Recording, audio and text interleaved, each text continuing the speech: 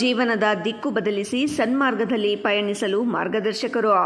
ಅಕ್ಷರ ಕಲಿಸಿದ ಗುರು ದೇವರಿಗೆ ಸಮಾನ ಎಂದು ಪುರಾಣಗಳಲ್ಲಿಯೇ ದಾಖಲಾಗಿದೆ. ಗುರುವನ್ನು ತ್ರಿಮೂರ್ತಿಗಳಿಗೆ ಹೋಲಿಸಲಾಗಿದೆ. ಇಂತಹ ಗುರುವಿಗಾಗಿಯೇ ಮೀಸಲಾದ ದಿನವೇ ಗುರುಪೌರ್ಣಮಿ. ಜೀವನದಲ್ಲಿ ಜ್ಞಾನ ನೀಡಿದ ಗುರು ಒಂದು ಕಡೆಯಾದರೆ, ಜೀವನದ ಪಯಣದ ಬಗ್ಗೆ ಮಾರ್ಗದರ್ಶನ ನೀಡಿದವರು ಶ್ರೀ ಗುರು ದತ್ತಾತ್ರೇಯ, ಯೋಗಿನಾರಾಯಣ ಯತೀಂದ್ರರಂತಹ ಮಹನೀಯರು. ಇಂದು ಗುರುಪೌರ್ಣಿಮೆ ಪ್ರಯುಕ್ತ ಜಿಲ್ಲೆಯಾದ್ಯಂತ ಸಂಭ್ರಮ ಮನೆ ಮಾಡಿತ್ತು. ದೇವಾಲಯಗಳಿಗೆ ವಿಶೇಷ ಅಲಂಕಾರ, ದೇವರಿಗೆ ವಿಶೇಷ ಪೂಜೆಗಳು ಸಲ್ಲಿಸಲಾಯಿತು. ಚಿಕ್ಕಬಳ್ಳಾಪುರ ತಾಲೂಕಿನ ಹಾರೋಬಂಡೆ ಬಳಿ ಇರುವ ಶ್ರೀ ಶಿರ್ಡಿ ಸಾಯಿಬಾಬಾ ದೇವಾಲಯದಲ್ಲಿ ಇಂದು ಗುರುಪೌರ್ಣಿಮೆ ಸಂಭ್ರಮ ಮನೆ ಮಾಡಿತ್ತು. ಬಾಬಾಗೆ ವಿಶೇಷ ಅಲಂಕಾರ, ಪೂಜೆಗಳು ನಡೆಸಿ ಮಹಾಮಂಗಳಾರತಿ ಮಾಡಲಾಯಿತು. ಅಲ್ಲದೆ ದೇವಾಲಯಕ್ಕೆ ಬರುವ ಭಕ್ತರಿಗೆ ಅನ್ನದಾಸೋಹ ಏರ್ಪಡಿಸಲಾಗಿತ್ತು.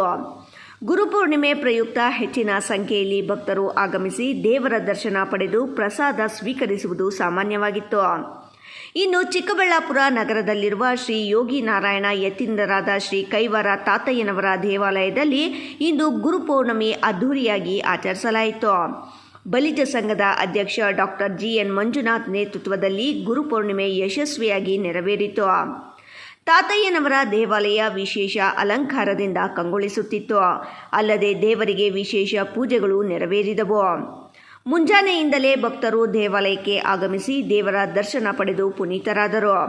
ಇನ್ನು ದೇವಾಲಯಕ್ಕೆ ಆಗಮಿಸಿದ ಎಲ್ಲ ಭಕ್ತರಿಗೂ ಅನ್ನದಾಸೋಹ ಕಾರ್ಯಕ್ರಮ ಆಯೋಜಿಸಲಾಗಿತ್ತು.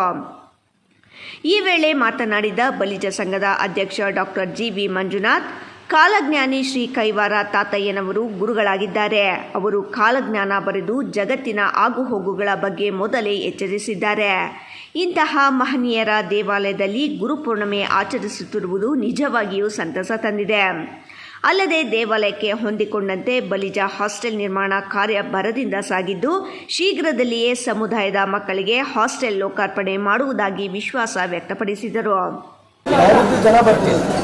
ಇವತ್ತು ಭಾಳ ಜನ, ಹಾಗಾಗಿ ಶಾಸ್ತ್ರ ಸಂಖ್ಯೆಯಲ್ಲಿ ಬರ್ತಾ ಇದ್ದಾರೆ. ಮತ್ತು ನೈವೇದ್ಯ ಎಲ್ಲ ಇದೆ. ಎಲ್ಲರಿಗೂ ದಾಸೋಹ ಬೆಳಿಗ್ಗೆಯಿಂದ ಸ್ಟಾರ್ಟ್ ಆಗಿದೆ. 6 ಗಂಟೆ ರಾತ್ರಿ 9 ಗಂಟೆ ತನಕ ಇರುತ್ತೆ. ಇವತ್ತು ಮತ್ತು ಗುರುಗಳ ಅವರಿಗೆ ಅವತ್ತು ದಿವಸ ಭಾಳ ವಿಶೇಷ. ವರ್ಷಕ್ಕೆ 5 ಸಲ ಬರ್ತಾರೆ. ಪೌರ್ಣಿಮೆಲ್ಲ ಭಾಳ ವಿಶೇಷ. ಹಾಗಾಗಿ ಈಗ ಏನು ನೀವು ಕೋರ್ಕೊಳ್ತಾರೆ ಭಕ್ತಾದಿಗಳು ಅದೆಲ್ಲ ಈಡೇರಿಸ್ತಾರೆ. ಅದಕ್ಕೆ ಆಷಾಢ ಮಾಸದಲ್ಲಿ ಬರೋದು ಭಾಳ ವಿಶೇಷ. ಮತ್ತು ಜನವರಿಯಲ್ಲೂ ಬರ್ತಾರೆ. ಹಾಗಾಗಿ ಆಮೇಲೆ ಅಶ್ವತ್ಥ ಮರಕ್ಕೆ ಈ ದಿವಸ ಯಾರಾದರೂ 21 ಪ್ರದಕ್ಷಿಣೆ ಹಾಕಿದರೆ ಸಕಲ ಪಾಪ ದೋಷ ನಿವಾರಣೆ ಆಗುತ್ತದೆ. ಹಾಗಾಗಿ ಇದು ಭಕ್ತರು ಏನೇ ಕೋರಿಕೆಯ ಅವರ ಹತ್ರ ಬೇಡ್ಕೊಂಡ್ರೆ ಎಲ್ಲ ಈ ದಿವಸ ಹಾಗೆ